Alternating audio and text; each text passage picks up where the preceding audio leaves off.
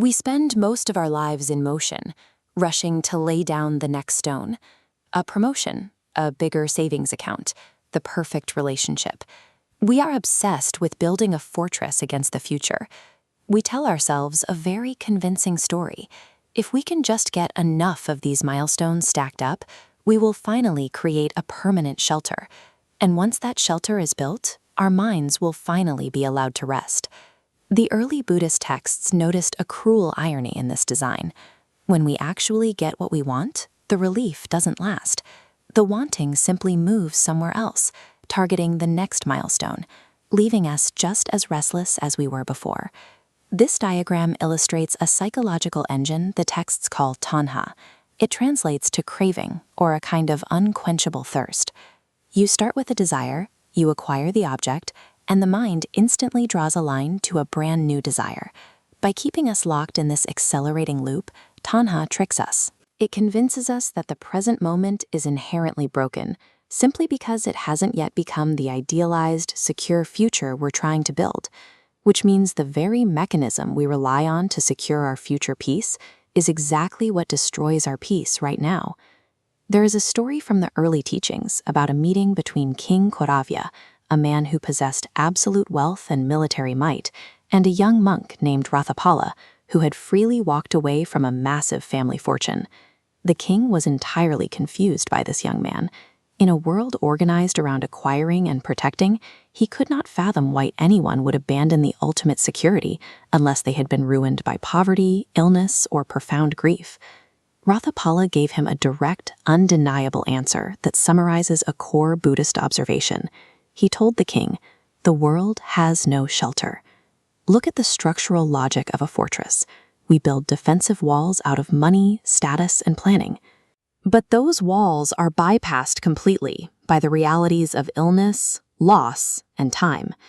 You cannot pay a vault of gold to take on disease for you.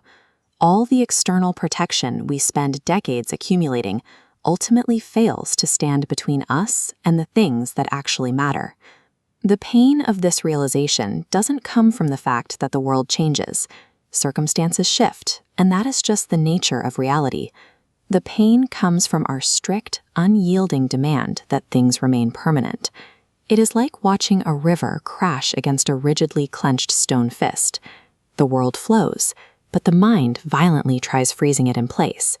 In that tiny gap between reality's natural movement and our absolute refusal to let it move is where all of our psychological friction, anxiety, and grief are generated. The tighter we grip onto a faulty shelter, trying to hold it still against the current of time, the more suffering we manufacture for ourselves. If forcing reality to hold a permanent shape is both impossible and painful, what actually happens when we stop forcing it? What happens when we just show up without an agenda? We see the answer in the story of a wandering monk named Pukasati. He sought shelter for the night in a dark potter's workshop, sharing the space with an unrecognized stranger who, unbeknownst to him, was the Buddha.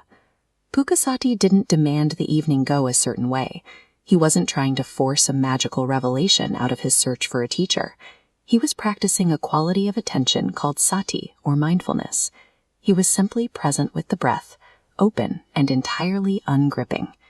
Because he wasn't demanding the moment match a preconceived picture, he was able to receive a profound teaching from the stranger across the room. Clarity doesn't arrive by forcing a result. It arrives when the mind becomes still enough to actually receive what is right in front of it.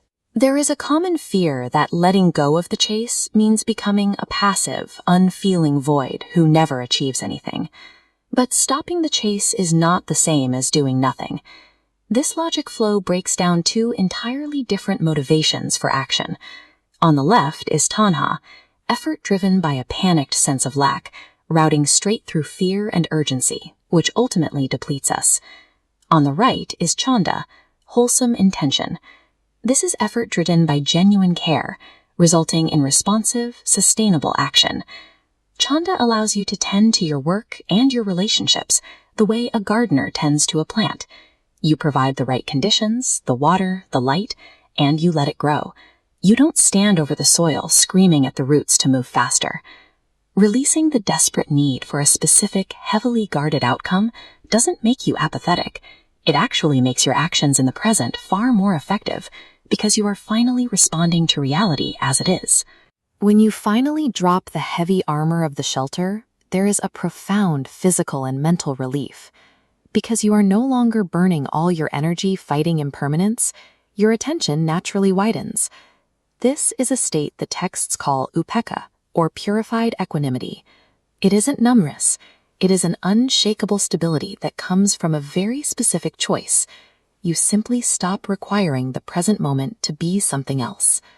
We started out believing that safety was a fortress, something we had to drag out of the future block by heavy block.